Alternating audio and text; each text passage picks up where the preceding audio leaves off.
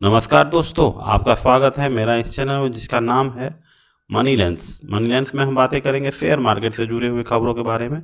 तो चलिए शुरू करते हैं। सबसे पहले हम आपको बता दें कि इस वीडियो में आप देखेंगे कि जेंसोल इंजीनियरिंग लगातार जो नीचे जा रही है उसके पीछे का कारण क्या है।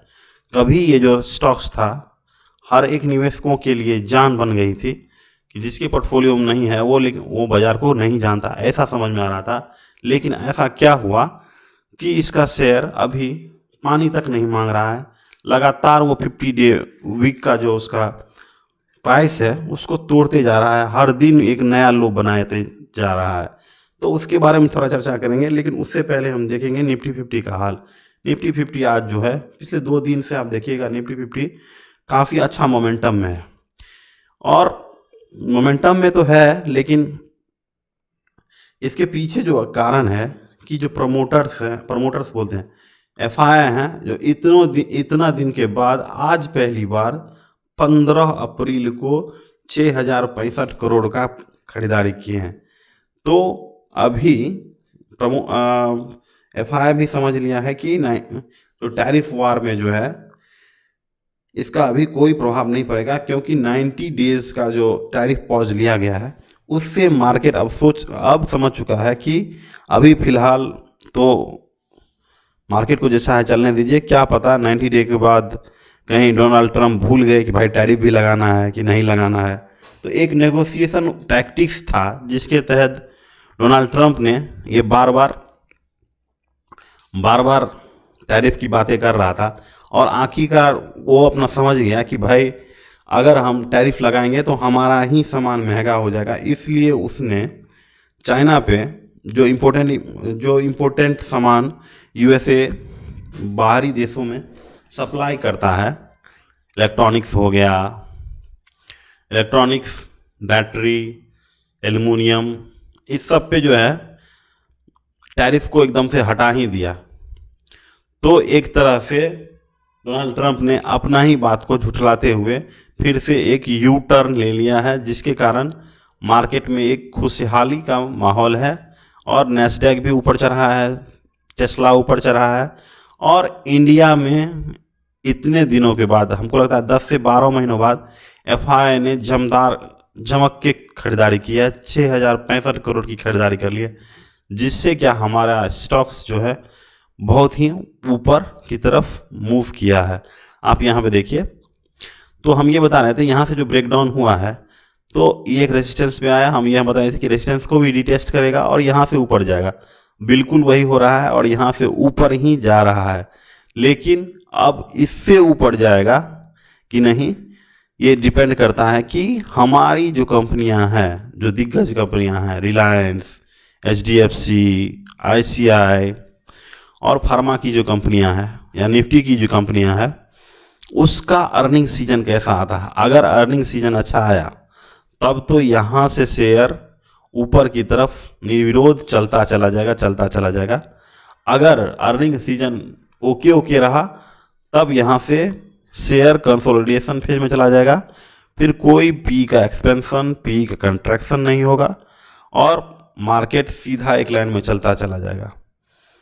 तो हम लोगों को भी इंतज़ार है कि रिजल्ट सीजन जल्दी से शुरू हो जाए। कुछ का आया, टीसीएस का आया, उसमें तो आपको पता ही है कि एआई के कारण जो उन्होंने बताया कि हम वर्क फोर्स का कमी कर रहे हैं, जो कि इस बार 6 लाख का टीसीएस का एम्प्लॉय बेस है और इस साल उसने 625 ही एम्प्लॉय को नौकरी दिया है। तो आप सोच सकते हैं कि साल भर में कितना कम लोगों को इन्फोसिस इस बार नौकरी दे रहा है। तो एक रिसेशन का तो डर है ही अमेरिका में, अब इंडिया में भी हो सकता है कि प्राइस और काफ़ी मूव करें। दूसरा बात ये है, दूसरा खबर जो है हम सुनाएंगे वो जेंसोल इंजीनियरिंग का है। जेंसोल इंजीनियरिंग का भी जो था, क्या बोलें कि हर एक इन्वेस्टर जो नए इन्वेस्टर आए थे, तो जेंसोल इंजीनियरिंग को सबों ने जेंसोल इंजीनियरिंग को काफ़ी अच्छा हाई रेट किया था कि जेंसोल इंजीनियरिंग तो नेक्स्ट लेवल की है, यहाँ पे वो बैठते हैं। तो जेंसोल जो है ये पावर प्लांट लगाए हैं, सोलर पावर प्लांट, ये इतना लोगों के लिए बस ला रहे हैं। तो हर एक चीज़ जो था वो करने की प्रयास कर रहा था जेनसोल इंजीनियरिंग, और ऐसा हुआ कि वो अपने 52 डे लो को तोड़ते हुए बहुत ही नीचे चला गया है। अब देखिए, कभी ये शेयर कहाँ 1000-1200 रुपये का हुआ करता था, आज जो है वो 3300 के आसपास आ गया है।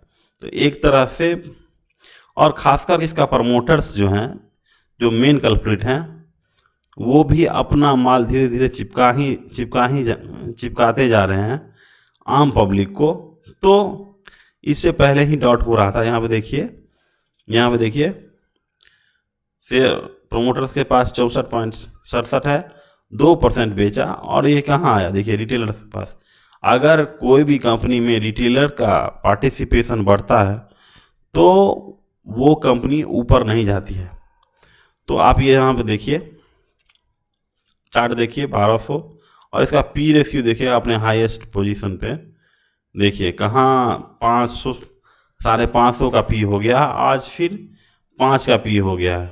तो ये सब कंपनियां बस खाओ पियो खिसको टाइप की बन गई है। बहुत ज़्यादा हाइप था, आप कहीं भी देखिएगा, ट्विटर पे देखिएगा, रेडियो टीवी, हर जगह आपको जेनसोल इंजीनियरिंग का चर्चा हो। जेनसोल इंजीनियरिंग रिन्यूएबल में बहुत ही अच्छी कंपनियां, ऐसे बताया जा रहा था। तो इसके कारण जो इसका शेयर 500 का पी तक गया था। तो यहाँ पे देखिए, SEBI has barred Gensol Engineering promoters to put upcoming stock split, और इन्होंने जो स्टॉक स्प्लिट का जो प्रस्ताव रखा था, हम स्टॉक स्प्लिट करेंगे, उसको सेबी ने होल्ड पे रख दिया है कि अभी आप अपने स्टॉक्स को स्प्लिट नहीं कर सकते हैं जब तक कि हम कोई अप्रूव ना करें। तो यहाँ पे आप देखिए, तो यहाँ पे SEBI has appointed a forensic auditor to examine books. तो जेनसोल इंजीनियरिंग का गड़बड़ी क्या है, जेनसोल इंजीनियरिंग जो है इसका बुक का गलती है, जिससे फॉरेंसिक ऑडिटर जो है उसको अपॉइंट किया है गवर्नमेंट ऑफ इंडिया के द्वारा, और इसका जो बुक है, मतलब इसका जो इनकम स्टेटमेंट है, उसकी जांच करेगा कौन, और इसकी जांच करेगा इंडिपेंडेंट फॉरेंसिक ऑडिटर जो सेबी द्वारा अपॉइंटेड होगा। तो इन्होंने क्या किया, प्रॉब्लम क्या है कि जब कैपिटल मार्केट्स, अनमोल सिंह जग्गी, पुनीत सिंह जग्गी, इन्होंने डीएलएफ में जाके एक अच्छा सा फ्लैट खरीदना शुरू कर दिया। यहाँ पे देखिए, it can be noted that above fund, और ये जेनसोल इंजीनियरिंग का जो ये लोन लिया गया था वो ईवी बस खरीदने के लिए लिया था, और उसमें से जो 100 बस था उसका पैसा को क्या किया है कि ट्रांसफ़र कर दिया है, utilise in buying high in apartment the Camellias, DLF Gurgaon में जो फ्लैट है दी कैमिलीज, इसमें जो है अपना फंड को ट्रांसफ़र कर दिया। तो इस तरह की कंपनियां जो कंपनी के पैसे का दुरुपयोग करके खुद पे खर्चा करने लगी, तो ऐसी कंपनियों से निवेदन है कि सभी को दूर रहना चाहिए। और दूसरा भी देखिए, ये क्या किया कि पैसा भेजा डीएलएफ को, फिर डीएलएफ ने क्या किया कि इसको रिटर्न किया। रिटर्न जहां करना था इसके अकाउंट में, यानी जेनसोल के अकाउंट में नहीं करके किसी जो है मैट्रिक्स गैस को ट्रांसफ़र कर दिया गया। तो लगातार फ्रॉड की घटनाएं जेनसोल इंजीनियरिंग बढ़ रही है। तो अभी मेरी सलाह है कि जेनसोल इंजीनियरिंग से दूर ही रहें तो अच्छा है। वैसे ये कोई एडवाइस नहीं है, ये बस एक इंटरटेनमेंट है। अपने स्टॉक की एडवाइस के लिए अपने ऑपरेटर से मिलें। अगर आपको मेरा ये वीडियो अच्छा लगा तो इस वीडियो को लाइक, शेयर एंड सब्सक्राइब करें। Thank you, have a nice day.